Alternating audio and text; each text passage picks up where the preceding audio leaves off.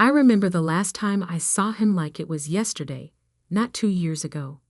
Daniel, standing on the beach of our private villa in Santorini, golden in the sunset light. He turned, smiled that crooked smile I'd fallen in love with, and said he was going for one last swim before dinner. "Don't be long," I called from my lounge chair. "We have reservations at 8. "I won't," he promised.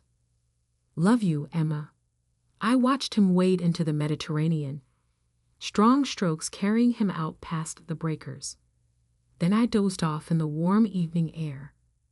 When I woke, the sun had set and Daniel was gone. His clothes still lay neatly folded on the sand. His wedding ring sat on top, catching the last light of day. But my husband of 4 days had vanished. The Greek police searched for weeks. They found nothing, no body, no signs of foul play. Just a tragic honeymoon drowning, they said. These things happen. The current was strong that night. He must have been pulled out to sea. I didn't believe it. Daniel was an expert swimmer. He'd grown up on the California coast, spent summers lifeguarding. But what other explanation was there? His twin brother James flew out to help with the search, to handle arrangements when hope faded. He looked so much like Daniel it hurt to be near him. Same dark hair and green eyes, same height and build. But James was quieter, more serious. Where Daniel had been all charm and easy laughter, James was contained, careful. "I'm sorry," he'd said when the police finally called off the search. "I know how much he loved you." Did he? Sometimes I wondered if anyone had really known Daniel. Even me, his wife of exactly 4 days.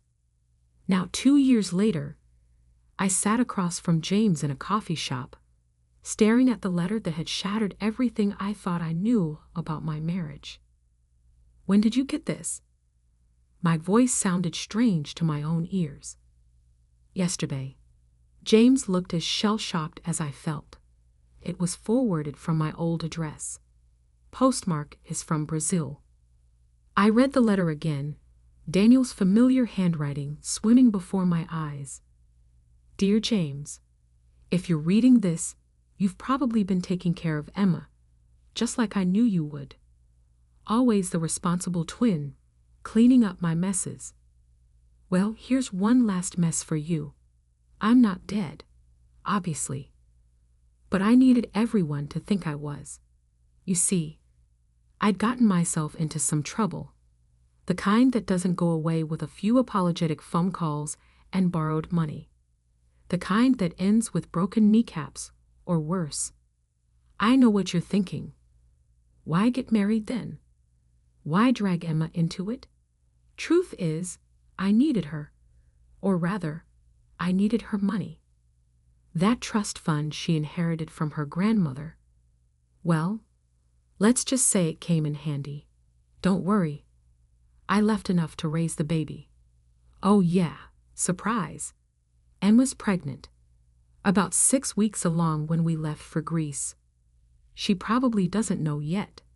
Take good care of them both. It's the least you can do, considering you've been in love with her since the day I introduced you. Consider this my last gift to you, brother. The woman you love and the family you always wanted. All yours. Try not to hate me too much. Daniel." My hands shook as I set down the letter. How did he know? About the baby, I mean. I didn't find out until after. He must have seen the test results, James said quietly. "You went to the doctor just before the wedding, remember?" I nodded slowly. The routine physical my insurance had required before adding Daniel to my policy. He'd gone with me, been so attentive. He planned it all, I whispered.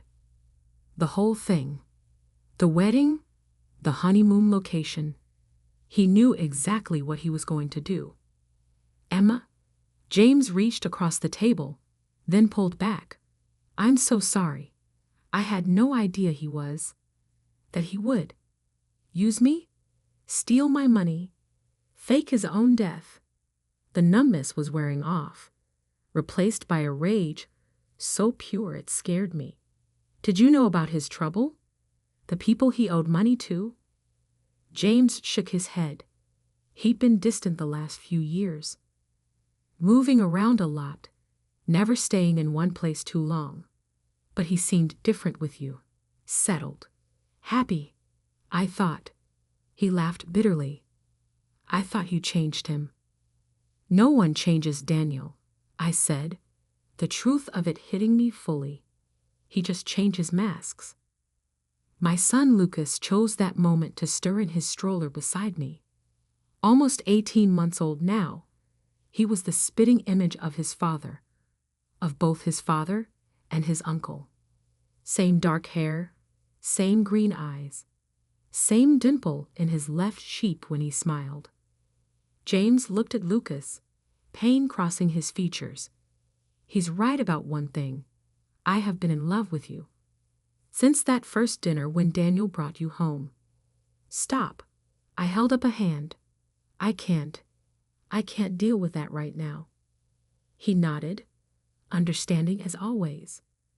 James had been my rock these past 2 years, helping with the baby, handling Daniel's estate, making sure Lucas would know stories about his father. Only they were all lies. Every memory, every story, every moment of grief, based on a carefully constructed fiction. What do you want to do? James asked quietly. About Daniel? The money? The fact that my entire marriage was a con. I laughed, the sound edged with hysteria. I have no idea. We should go to the police. And tell them what? That my dead husband sent a letter confessing to fraud. That he's alive somewhere in Brazil. They'll think we're crazy. We have proof. The letter, the postmark, and there must be a trail. Bank records, travel documents. No. I said it more sharply than I intended. No police. Not yet. First, I want answers. Emma, he stole 2 years of my life, James. Made me grieve for him while he was probably living it up on my money. Made me tell our son his father was dead. My voice broke. I want to know why. Really why. Not just the excuse he put in that letter. It's too dangerous. If he really was in trouble with the kind of people who break kneecaps, then I'll be careful. I met his concerned gaze. Will you help me? He sighed, running a hand through his hair just like Daniel used to do. You know I will. Whatever you need. Good, because I think I know where to start. James raised an eyebrow. Where? The last place anyone would look for a dead man. I pulled out my phone, already searching flights. Greece, where it all began. Emma, no, it's been 2 years. There won't be any trail left to follow. That's what everyone thought then too. But look at this. I turned my phone to show him an Instagram post. A sunset shot of a familiar beach villa. Our honeymoon rental.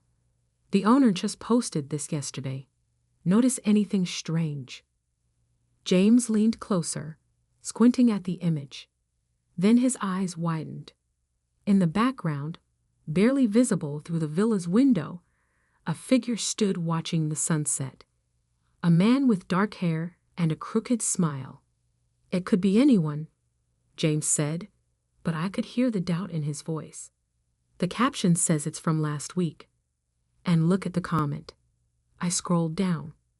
Someone asked about the man in the window. The owner replied that it must be a trick of the light. The villa's been empty for renovation. So why is there a man who looks exactly like my dead husband standing in an allegedly empty villa? James was already pulling out his own phone. I'll book the flights. No. I touched his arm. I need to do this alone. Like hell you do. He's my brother too, Emma. And if he's really alive, if he really did all this, his jaw tightened. I need answers too. I looked at Lucas, peacefully sleeping in his stroller. My son, who deserved to know the truth about his father, whatever that truth might be. Fine, I said. But we do this my way. Which is? First, we need to find out exactly what kind of trouble Daniel was in. The kind of trouble worth faking your death and abandoning your pregnant wife over. And how do we do that? I pulled up another screen on my phone. Daniel's old office number. The investment firm where he'd worked before our wedding. We start, I said, by following the money. Daniel's old office looked exactly the same. The same sleek glass and chrome. The same professionally bland artwork on the walls. The receptionist even remembered me. Mrs. Kingston. What a lovely surprise. Her smile faltered slightly. I'm so sorry about, well, everything. Thank you, Claire. I forced a smile. I actually need to access some of Daniel's old files. For the estate. She hesitated. I'm not sure. It's been cleared with legal. James stepped in smoothly. Amazing how authoritative he could sound when needed. They're expecting us. 10 minutes later, we sat in a conference room with Daniel's personnel file and archived emails. The official story was that we were finalizing estate matters. The truth was, we were looking for any hint of what had driven Daniel to such elaborate dissection. Look at this, James murmured, sliding a paper across the table. 3 months before your wedding, he transferred nearly $1 million to an offshore account. Client funds? He nodded grimly. And that's just what we can trace. Who knows how much he hid better? My hands trembled as I opened another folder. Inside were client complaints, dozens of them, all claiming missing funds, unauthorized trades, vanished investments, all quietly settled by the firm to avoid scandal. They knew, I realized. The firm knew he was stealing, but they covered it up, probably hoping he'd pay it back before anyone noticed. James was scrolling through emails on his laptop, but he just kept digging deeper. How much? In total? From what I can piece together, at least $5 million. Maybe more. I felt sick. The trust fund Daniel had accessed after our wedding. My inheritance from Gran had been almost exactly that amount. He married me for the money, I whispered, to pay back what he'd stolen. Emma? James reached for my hand, then stopped himself. Always so careful with boundaries, even now. No, it's fine. I need to face this. I squared my shoulders. We have proof he committed fraud. We can take this to the police. Wait. James was staring at his screen. There's something else. Look at these emails. They were in Portuguese, but the attached photos were clear enough. Daniel, very much alive, meeting with a man I recognized from news stories about organized crime in South America. He wasn't just stealing from clients, James said quietly. He was laundering money. For them. And when he couldn't pay it back, he needed a way out, and $5 million to buy his freedom. I stood up abruptly, needing to move. So he found me, rushed the wedding, used my money to pay off his debts and disappear, leaving behind a mess that would be hidden by his death. No one looks too closely at a dead man's finances. Clever, horrible, but clever. Classic Daniel, always 3 steps ahead. The photo from Greece, I said suddenly. He's going back to check on something he left behind. James was already pulling up the villa's rental website. It's booked solid for the next month. We don't need a rental, I smiled grimly. I still have the key. 2 days later, we landed in Santorini. I'd left Lucas with my sister, promising to explain everything when I returned. The familiar white buildings and blue domes felt surreal now, tainted by memories of my fake honeymoon. The villa looked exactly the same. Same infinity pool overlooking the sea, same bougainvillea climbing the walls. Same spot on the beach where I'd last seen my husband alive. We waited until dark before using the key. Inside, everything was covered in renovation dust, except for one clear set of footprints leading to the bedroom. "Someone's been here recently," James whispered. The bedroom was untouched, but something about the walls caught my eye. A slight discoloration in one corner. "Help me move this." Together we pushed the heavy dresser aside, revealing a small door set into the wall. Inside was a safe. The combination? I breathed. He used our wedding date. The safe opened with a soft click. Inside was a single USB drive and another letter. "Dear Emma and James, because I know you're there too. If you're reading this, you're smarter than I gave you credit for. Or maybe just more stubborn. Either way, congratulations on finding me." The drive contains everything. Proof of who I was really working for, account numbers, names, my insurance policy, in case they ever found me. Now it's yours. Use it however you want. For what it's worth, I did love you, Emma. Maybe not enough to be honest, but enough to wish things could have been different. Take care of our son. And James, I know you'll be good to them both. You always were the better man. Goodbye for real this time. Daniel. He knew we'd come, James said softly. He knew we'd figure it out eventually. I pocketed the drive.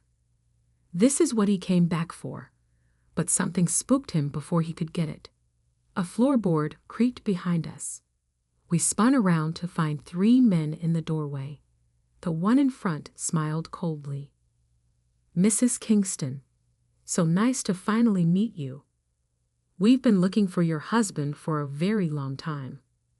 James stepped in front of me. "She doesn't know anything." "No? Then why is she here?" The man's eyes fixed on my hand. "And what's that in your pocket?" Everything happened very fast after that. James lunged at the men while shoving me toward the window.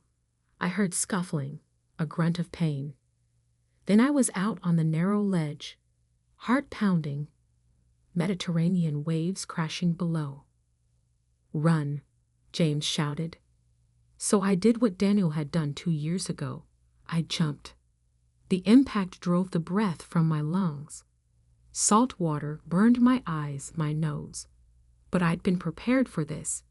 Had worn clothes I could swim in. Unlike Daniel's theatrical drowning, I had no intention of dying.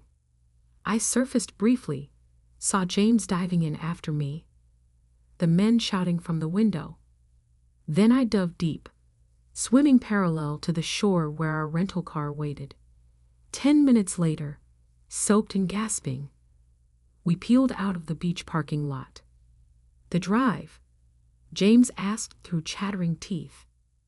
I patted my waterproof phone case, safe, along with photos I took of Daniel's files from the office. "Good."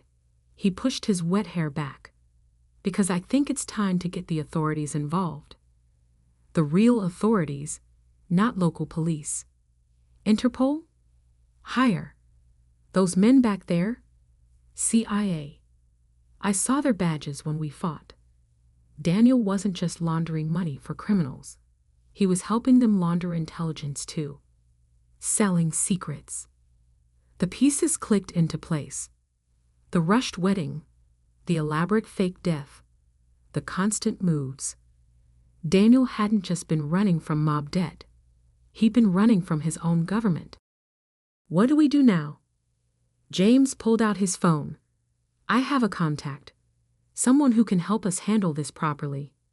But first, He hesitated.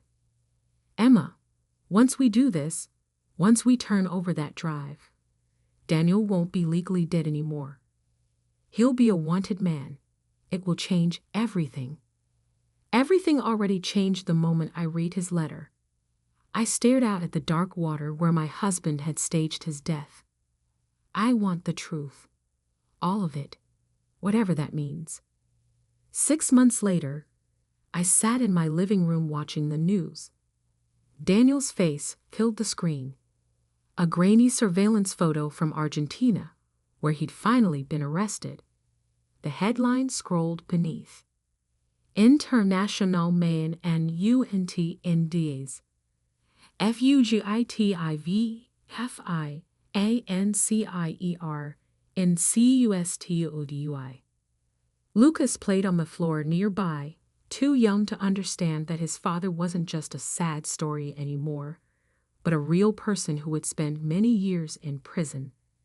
James came in from the kitchen carrying coffee. He'd moved in 3 months ago, officially to help with security while the case unfolded. Unofficially, well, some things take time to acknowledge. They're transferring him back to the U.S. next week, he said, sitting beside me. Are you sure you want to see him? I nodded. I need to. For Lucas's sake, if nothing else. His father may be a criminal, but he deserves to know where he comes from. And what about you? What do you need? I turned to look at him. This man who was identical to my husband in every physical way, yet completely different in all the ways that mattered. Who had helped me uncover the truth, even knowing it would hurt? Who loved my son like his own? I need time, I said honestly, to process everything, to figure out who I am beyond Daniel's victim or Lucas's mother. You have time, he said softly, as much as you need. On the screen, they showed the villa in Santorini, now a key piece of evidence in an international investigation. The beach where it all began and ended. The water that had swallowed one life and given me another. Lucas toddled over, holding up his favorite book. Story? I pulled him into my lap while James began to read. My son snuggled against me, secure in the simple truth of being loved. Someday, he would learn the complicated truth about his father. But for now, this was enough. This quiet moment, with the people who had helped me find my way back from Daniel's lies to something real. You okay? James asked softly when Lucas had fallen asleep. I thought about Daniel's letter, about his last gift to his brother. He'd been right about one thing. James was the better man, but he'd been wrong about everything else. My life hadn't been stolen or given away.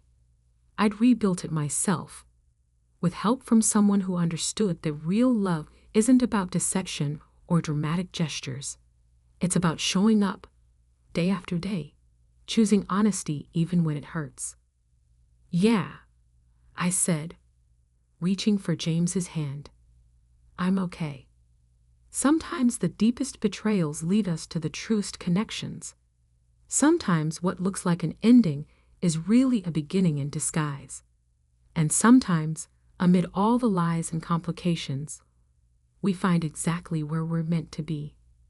The next week, I faced Daniel across a prison visiting room table. He looked older, tired, but still wore that crooked smile. I knew you'd figure it out eventually, he said. You and James, always the smart ones. Why? I asked simply. The whole elaborate scheme. Why not just ask for help? He laughed bitterly. Would you have given me $5 million if I had? We'll never know. You didn't trust me enough to find out. His smile faded. How's Lucas? Happy, healthy, loved. By James? By family. I stood up. Goodbye, Daniel. I'm not coming back. I really did love you, he called as I walked away. In my own way. I paused at the door. I know. But love without trust, without honesty, it's just another pretty lie. Outside, James waited by the car. You got what you needed? I looked at him. Really looked at him. Same face as Daniel, but such different eyes. Eyes that had never lied to me. Yeah, I said. I did. We drove home to Lucas, to our complicated but honest life, to all the truths still waiting to be discovered between us. The future stretched ahead, uncertain, but real. And sometimes, that's the greatest gift of all. The key felt heavy in my palm, its brass surface gleaming under the reception hall lights. Patricia, my new mother-in-law, beamed at us with an enthusiasm that seemed slightly forced. Consider it my wedding gift to you both, she said, pressing the key into my hand. The house is yours now. I'm starting fresh in Florida. My husband Michael stared at his mother. What? You're moving? When were you going to tell me? I'm telling you now, darling. She smoothed her silk dress, avoiding his eyes. The papers are already signed on my new condo. I leave tomorrow morning. Tomorrow, our wedding day, and she drops this bomb. But that was Patricia Chin, always doing things her own way. Consequences be damned. Mom, this is crazy. The house has been in our family for generations. And now it's yours. She smiled that enigmatic smile I'd never quite trusted. Just be careful in the attic. Some things are better left undisturbed. Before either of us could respond, she disappeared into the crowd of wedding guests, leaving us holding a key and more questions than answers. Well, I said, trying to lighten the mood, at least we don't have to house hunt. Michael didn't laugh. He was still staring after his mother, his face troubled. Something's not right, Sarah. She's been acting strange ever since we got engaged. He wasn't wrong. Patricia had always been difficult, polite but distant with me, protective of Michael to the point of possessiveness. But lately, she'd been different, distracted, almost nervous. Let's check out the house tomorrow, I suggested, after she leaves. Michael nodded slowly. Yeah. Maybe we'll find some answers there. We should have known it wouldn't be that simple. Nothing with Patricia ever was. The next morning, we pulled up to the familiar Victorian house where Michael had grown up. It stood 3 stories tall, its gray-blue paint weathered, but elegant, wrap-around porch still graceful despite needing repairs. I'd always loved this house, even if Patricia's presence had made visits somewhat tense. Her card's gone, Michael noted, pulling into the driveway. She really did leave. The house key slid into the lock smoothly, but something felt off the moment we stepped inside. The furniture was gone. All of it. The antique tables, the Persian rugs, the oil paintings that had hung on these walls for decades. Even the curtains had been removed, leaving empty windows staring at us like vacant eyes. What the hell? Michael moved from room to room, his footsteps echoing. She took everything. Not quite everything, I realized, following him. The built-in bookshelves in the study still held their volumes. The kitchen cabinets contained dishes and cookware, but anything valuable, anything personal, had vanished. Look, I called from the dining room. A single envelope lay on the built-in buffet, Michael's name written in Patricia's elegant hand. He ripped it open, reading aloud. Dearest Michael, by now you've discovered the house is empty. I've donated most of the furniture to charity.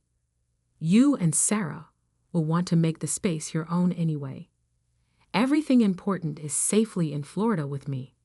The house is yours, free and clear. The deed is being sent to your lawyer. Please don't try to contact me for a while. I need time. All my love, Mom. Time for what? Michael crumpled the letter. What is she running from?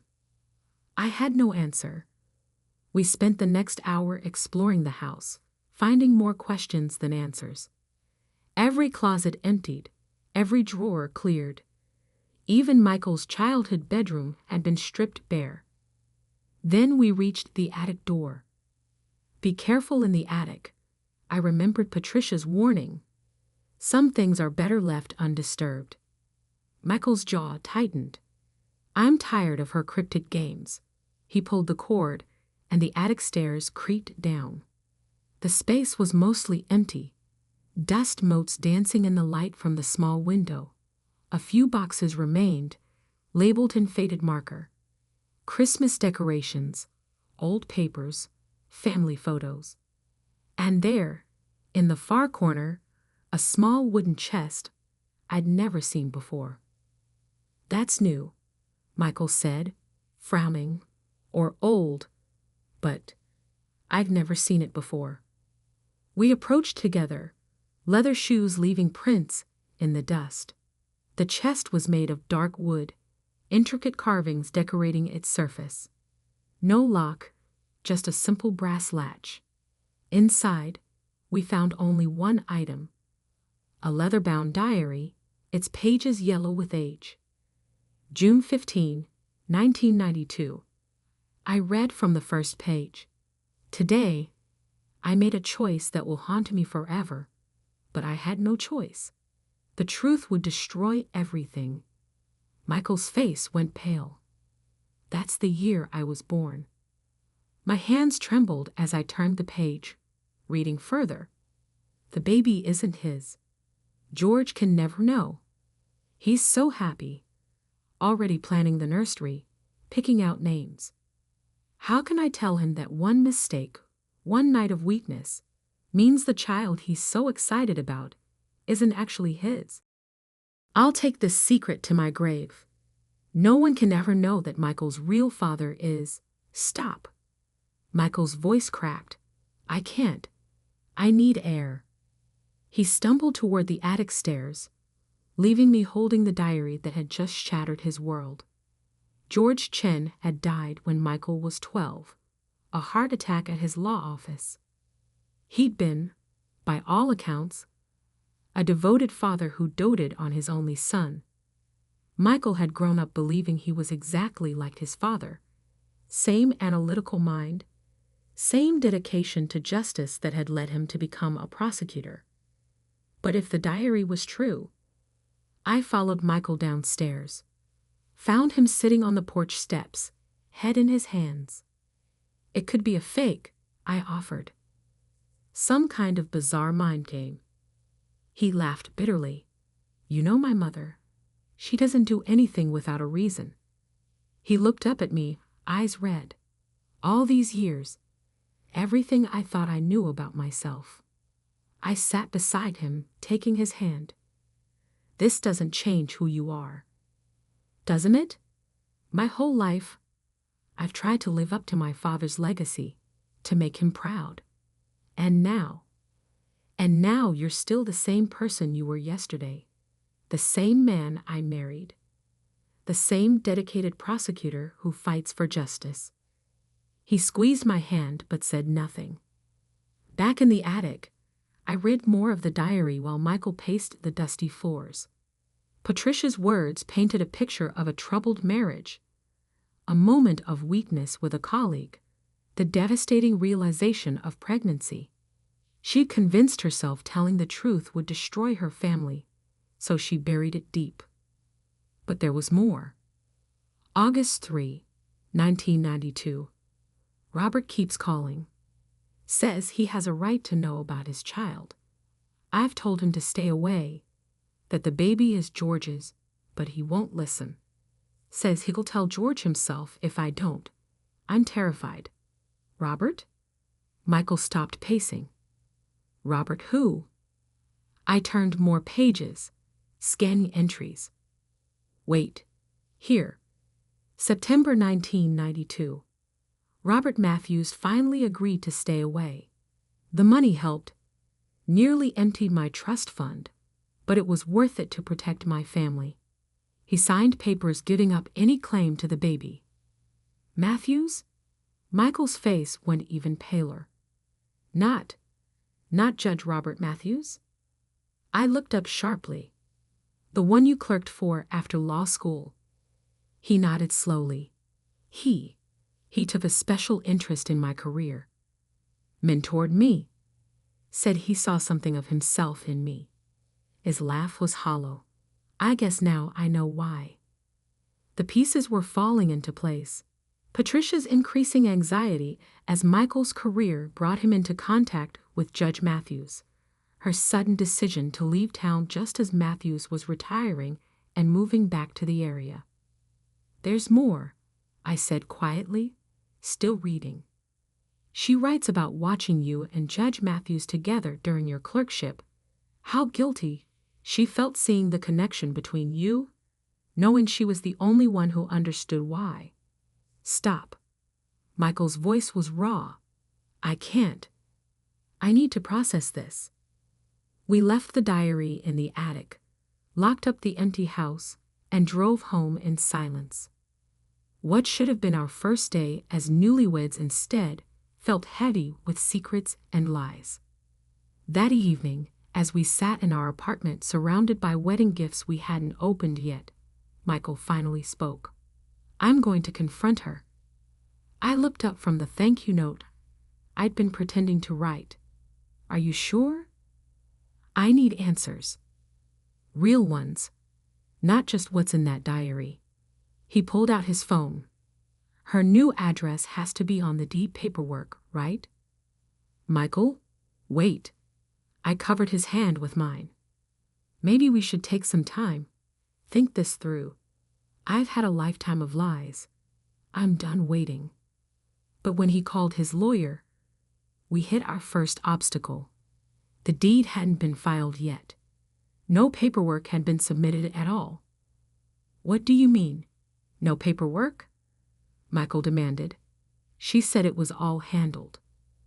More calls followed. Patricia's phone was disconnected. The realtor who'd supposedly handled her Florida condo purchase didn't exist. Every lead we followed evaporated like smoke. She's running, Michael realized. But from what? Or who? I thought about the diary entries, the mentions of Robert Matthews, the timing of everything. When does Judge Matthews officially retire? I asked. Next week. There's a big retirement party. Michael's eyes widened. You think she's afraid he'll finally tell the truth? Or that you'll figure it out yourself, now that you'll be seeing more of him socially instead of just professionally? Michael was already reaching for his keys. We need to talk to him. Now. It's almost midnight. I don't care. I need answers. I couldn't argue with the desperation in his voice.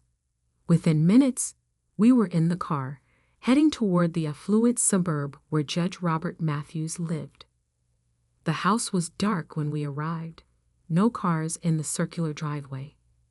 Maybe this isn't such a good idea, I started to say, but Michael was already out of the car, striding toward the front door. Before he could ring the bell, a voice called from the darkness. I wondered when you'd come.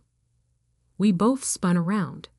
Judge Matthews stepped out of the shadows by the garage, still wearing his court suit despite the late hour.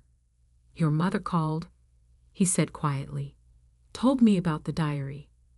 Michael's hands clenched into fists. So it's true? The judge nodded slowly. You can see it, can't you? The resemblance? Everyone always said you looked just like George. But, he gestured to his own face, the same strong jaw, the same deep-set eyes that I suddenly realized Michael shared. Why didn't you ever tell me? Your mother made me promise, said it would destroy your relationship with George, with the whole Chin family. And she was right. George was a better father than I could have been. That wasn't your choice to make. Michael's voice shook with anger. Either of you. No, Matthews agreed. It wasn't. But we thought we were protecting you. Protecting me?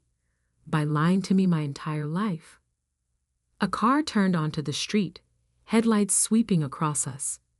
Matthews stepped back into the shadows. Not here, he said urgently. Come inside. There's more you need to know. We followed him into the house, into a study lined with law books and framed photographs. And there, on his desk, sat an identical diary to the one we'd found in Patricia's attic. She wasn't the only one who kept records. Matthews said quietly, "Sit down, Michael. This is going to be a long night." Judge Matthews pulled his own diary from the desk drawer, its leather binding worn with age. "Before I show you this, you need to understand something. Your mother isn't just running from the truth about your parentage. She's running from something much worse." Michael sat rigid in the leather armchair, his face a mask of controlled emotion. What could be worse than lying to me my entire life? Matthews sighed heavily. The night you were conceived, it wasn't just a simple affair. Your mother came to my office late one evening, distraught. George had discovered some discrepancies in the family trust accounts. Money missing, unexplained transfers. He was planning to launch an investigation. "What does this have to do with anything?" Michael demanded. "Everything." Matthews opened his diary. "Your mother was embezzling from the family trust. Had been for years, covering her tracks with fake investments, doctored statements. George was close to discovering it all. She came to me for legal advice. One thing led to another." He shook his head. "But that's not the worst part." I reached for Michael's hand, felt it trembling in mine.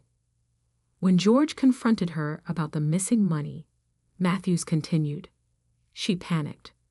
Told him she'd discovered one of his law partners was stealing from client accounts, that she'd been gathering evidence. She forged documents to frame him. The partner was disbarred, went to prison, committed suicide 6 months later." Michael stood up so quickly his chair toppled backward. "No, you're lying." "I wish I was." Matthews pulled a file from his desk. "Here's the proof. The original documents, the evidence of her forgeries. I kept it all, telling myself it was protection in case she ever tried to deny my connection to you. But really, I was just a coward, unwilling to face what I'd helped cover up." I watched the color drain from Michael's face as he read through the file. As a prosecutor, he dealt with evidence of crimes every day. He knew authentic documents from forgeries. And these were real. "Dad's heart attack," he said numbly. "It wasn't just stress from work, was it?" Matthews looked away. George had finally figured it out. All of it. The embezzlement, the frame job, your true parentage. He confronted Patricia that morning. She claims he clutched his chest and collapsed before she could explain. But what? There was an empty bottle of heart medication in his desk. The prescription had just been filled the day before. The implications hung heavy in the air. Michael swayed slightly, and I guided him back to sit down. "She killed him," he whispered. "My mother killed my father." "It was never proven," Matthews said quietly. "The police ruled it natural causes. No autopsy was performed. But George's secretary later told me he'd been planning to go to the authorities that day. About everything." "And you kept this secret? For 20 years?" Michael's voice rose. "You're a judge. You're supposed to uphold justice." "I know." Matthew's shoulders sagged. By the time I learned the full truth, years had passed. The statute of limitations on the embezzlement had expired. There was no way to prove anything about George's death. And you were thriving. Top of your class in law school, following in George's footsteps. I told myself revealing the truth would only destroy your life. Like you destroyed that other man's life. The partner who went to prison? Matthews flinched. I didn't know about that part until later. Much later. Patricia was very good at hiding things. Until now. I spoke for the first time. Why is she running now? Because of this. Matthews pulled up a news article on his computer. Thomas Chin is returning from Hong Kong next week. George's brother. He never believed the embezzlement story, never stopped investigating, and he's finally found proof. Records of where the money went, evidence of the forgeries. He's planning to present it all to the firm's board of directors. Michael leaned forward to read the article. Thomas Chin, international finance expert, returning to take over leadership of the family law firm. The firm where Michael had been offered a partnership position just last month. She knew, Michael said. She knew Uncle Thomas would expose everything. That's why she gave us the house, disappeared to Florida. She's probably not even in Florida, is she? Matthews shook his head. She cleaned out her accounts last week. Bought a ticket to the Cayman Islands. No extradition treaty. I have to stop her. Michael pulled out his phone. Already tried, Matthews said. Her flight left 3 hours ago. The silence that followed was deafening. I watched my new husband struggle to process the avalanche of revelations. His mother a thief, and possibly a murderer. His biological father a coward who helped cover it up. His whole life built on an elaborate framework of lies. What are you going to do? I asked softly. Michael stared at the file in his hands. Proof of his mother's crimes, of the innocent man she'd framed. Documents that could reopen old cases, restore a dead man's reputation, possibly even trigger a new investigation into George Chen's death. The right thing, he said finally. What Dad, what George, would have done. I'm taking this to the authorities. Matthews started to protest, but Michael cut him off. You don't get a say in this, either of you. You've done enough damage. We left Matthews' house as dawn was breaking, the file heavy in Michael's briefcase. He was quiet on the drive home, his face set in lines of determination I recognized from his toughest cases. You know this will change everything, I said gently. Your career, your position at the firm. I know, but I can't be part of covering up these lies anymore. He glanced at me. I understand if you want to. Don't you dare finish that sentence. I grabbed his hand. I married you yesterday, remember? For better or worse. This definitely qualifies as worse, but we'll face it together. The ghost of a smile touched his lips. I don't deserve you. Too bad. You're stuck with me. The next few weeks were a blur of investigators, depositions, and headlines. Michael turned everything over to the state attorney general's office, recusing himself from any involvement due to conflict of interest. The evidence was overwhelming, not just the documents from Matthews, but the diary from the attic, financial records Thomas Chin had uncovered, and eventually testimony from Matthews himself. Patricia was arrested trying to board a yacht in the Caymans. Apparently, her plan to escape hadn't been quite as foolproof as she'd thought. She refused to speak to Michael, sending only a brief note through her lawyer. I did it all for you. She still doesn't understand, Michael said, crumpling the note. Everything she did, all the lives she destroyed, it was never for me. It was all for herself. The partner she'd framed was posthumously exonerated. His family received a substantial settlement from the firm. Thomas Chen made sure of that. Judge Matthews resigned before he could be impeached, avoiding criminal charges in exchange for his testimony. Michael couldn't bring himself to forgive the man, but he understood the choice to cooperate. Sometimes justice requires hard compromises. As for us, well, we never did move into the Victorian house. Too many ghosts, too many lies embedded in those walls. We sold it and bought a small place of our own, somewhere we could build new memories untainted by the past. Michael left the firm, started his own practice specializing in financial crimes and wrongful convictions, using his knowledge of how corruption works to fight it instead of hiding from it. I've never been prouder of him. The diary that started it all still sits in a box in our closet. Sometimes I catch Michael staring at it, like he's trying to understand how his whole life could have been built on such an elaborate deception. You know what I think? I told him one night, about a year after everything happened. I think George knew about you being Matthew's biological son. I mean, he had to have noticed the resemblance. But he chose to be your father anyway, chose to love you and raise you to believe in justice and truth. That's what made him your real father, not DNA, but choice. Michael was quiet for a long moment. You really think so? I do, and I think he'd be proud of what you did, of choosing truth over lies, justice over family loyalty.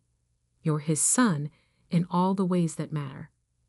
Patricia was sentenced to 15 years for the embezzlement and fraud. The investigation into George's death was reopened, but there wasn't enough evidence to prove anything beyond reasonable doubt. Some mysteries remain unsolved. 2 years after our wedding day, we finally had the celebration we should have had then, a renewal of vows, surrounded by true family and friends. Thomas Chen stood in as Michael's best man. Matthews wasn't invited. As we exchanged rings again, I looked at my husband, this man who had faced the destruction of everything he thought he knew about himself and emerged stronger, more committed to truth and justice than ever. For better or worse, I repeated, meaning it even more now than the first time. For truth and justice, he added with a small smile. And love, I finished. Always love. Because in the end, that's what saves us, not the lies we tell to protect ourselves, but the truth we face together, and the love that helps us survive it. The Victorian house was eventually torn down, replaced by a community center that offers free legal aid to those who need it most. Michael volunteers there sometimes, helping people navigate the complex legal system that once helped hide his mother's crimes. Life has a way of coming full circle sometimes. Last week, we found out I'm pregnant. Sitting in the doctor's office, looking at the ultrasound, Michael squeezed my hand. No secrets, he said quietly. We tell them everything, age appropriate of course, but no lies. No lies, I agreed. Just love. Because that's the real legacy we want to pass on. Not money or property or even a prestigious family name, but the simple, powerful truth that love combined with honesty is stronger than any convenient lie. The key Patricia gave us at our wedding sits in a frame on our wall now, not as a reminder of what we lost, but of what we found.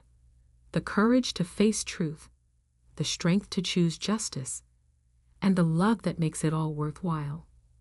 Sometimes the most valuable wedding gifts aren't the ones we expect.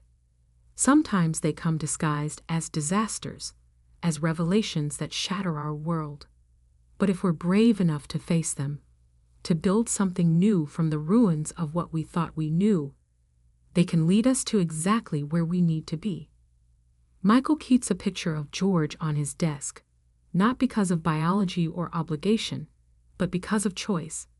Because every day, He chooses to honor the man who taught him about justice and integrity, who loved him enough to keep loving him, even knowing the truth. That's the thing about family. Real family.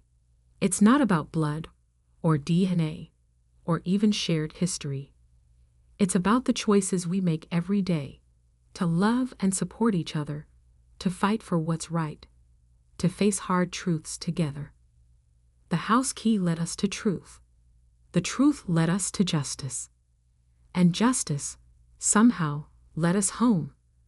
Not to a Victorian mansion full of secrets, but to each other, and to the kind of love that's strong enough to survive any revelation. Sometimes that's all the legacy we need.